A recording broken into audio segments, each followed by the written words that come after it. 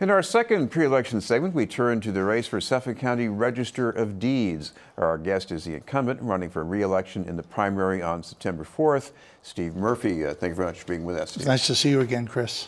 When you ran the last time, one of the things you said you wanted to do was raise the profile of this office. So how have you been doing that? Well, when I ran the last time, I was ringing doorbells, and I'd say I'm running for Register of Deeds. What's the Register of Deeds was often the comeback. So I made a commitment that I would raise the profile of the office and bring it to the neighborhoods of Suffolk County. And we've done 3 trips around the neighborhoods, all usually in good weather. So we've done, I think, our 80th trip into a different neighborhood. We were in Revere Tuesday of this week, but we've been all through every neighborhood of Boston, Chelsea, Winthrop, and Revere. And we bring people to our site, usually a library or another public building, and we offer the full extent of registry services in their neighborhood. So it saves them a trip downtown. And we probably helped in the 80 trips, I'm guessing around 1,200 people, somewhere around there. Now, there is a challenger in this race. She's been talking about more consumer advocacy and education. Have you been doing anything like that yourself? Well, it's important to remember that the office was created 375 years ago to maintain accessible, secure, reliable records. So we're a record-keeping office first and foremost. We have a budget of $2 million, which is 90% of it is used for payroll. So to get off and go into doing other things which are less relevant to the position I hold might not be a good use of our time. Statute dictates what I can and cannot do as the Register of Deeds. And in order for the opponent to bring her vision to the office, she would have to get the legislature to change statutes, chapters 36 and 185 of the Mass General Laws, which narrowly prescribe what the Register of Deeds does. What about putting something like that on your website? Because if people have questions, maybe they can seek them from other agencies and things like that. Well, that's exactly what we've done. The other thing I promised upon election was to improve Suffolk Deeds, the website that we have. We used to have a website that was antiquated, as most of them were. We worked with the folks at WGBH Media, Accessible Media folks, and we have a state-of-the-art website now that currently is getting 16,000 views a month, and it used to get 3,000 views.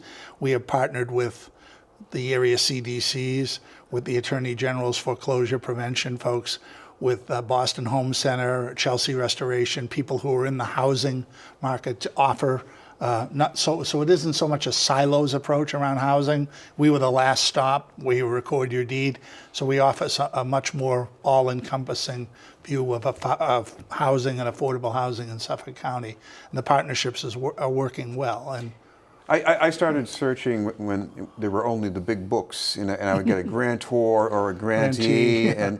and now I find you can just put the address in and something comes up right away. So Yeah. how does that happen? IT, which I stay away from personally, but the information technology upgrades that we've instituted in the past year and a half have gone a long way to make it easier and more mobile friendly to use, and that was the goal. Because the one thing I heard was the people that did know what the Registry of Deeds, oh, your website's horrible. I said, okay, well, we're going to go to work and fix that right away.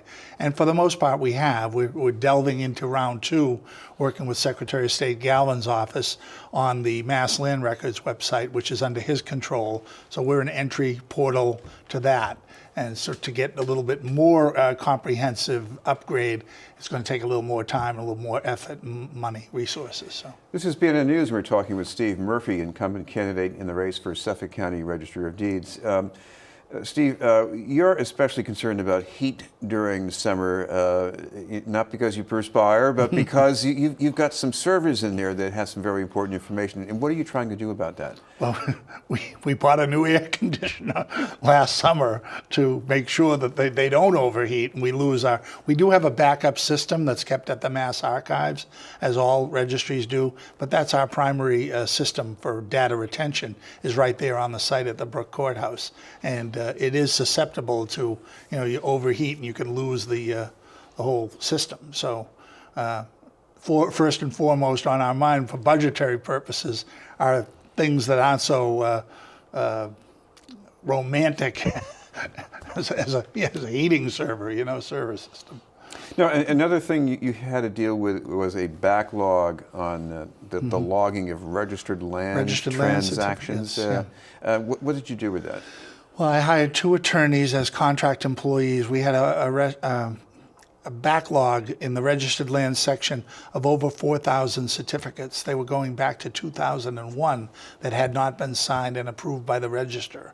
And so I hired 2 attorneys to research and move that forward, and we now have a 0 backlog. It was one of the first items I took upon entering the office. Other than the promises I made as a candidate, I got in and I was the managing register then. I said, what do we have here? Oh, this. So we started to repair things under our purview.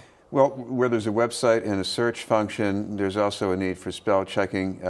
You've been devoting some resources to that, I guess? We have as well, yeah. It's all still based on human error. So we have a verification process, which we had one verifier look at it after it was inputted.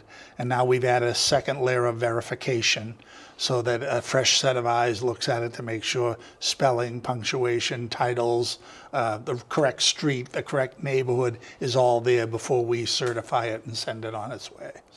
I have another consumer question for you, because in this city we have a lot of people who come from other countries and they buy property and they have to deal with people like you. Yeah. What about the ability to speak other languages besides English and help them? Well, I recognize that, having been a city councilor for so many years and having constituent services be a huge part of that job, we have a customer service counter at the registry. And I was out there on my 2nd or 3rd day, and a Spanish-speaking couple came in, and there was no one able to translate. I was not able to translate. I said, oh, that's a problem. So we hired the first Spanish-speaking person to work the counter, and shortly thereafter we hired a person that speaks Cantonese and Mandarin. And we're moving, as well as our budget permits us, to allow for the expanded language part of it. On our new website, it's equipped with Google Translator, and it translates over 100 languages when you go on the website. And it's also for visually impaired. You can work that website as well. Now, I know you're not the first city councilor to move on to a county position. Do you still feel this is an interesting job to do? I mean, I always thought a city councilor was more challenging and adventurous. It's totally different, and it's very important for people personally. You know, it's one thing to go out and cure the common cold or do what you're trying to do as a city councilor, impact housing or education or public safety. This is people's personal nest egg. For most people, the greatest asset they're going to have in their lifetime is their home. And we've got control and custody and care of that record. And if we screw it up, they're in a world of hurt when they go to sell it or whatever. So I'm focused on it. I've made some improvements. I'd like to continue the job. I love doing the job. It's a 9-to-5 job as opposed to weekends and nights and going everywhere and getting pulled in every direction like the council or the mayor's job or state senator or state rep. I'm going to ask you about one more improvement, because Yeah.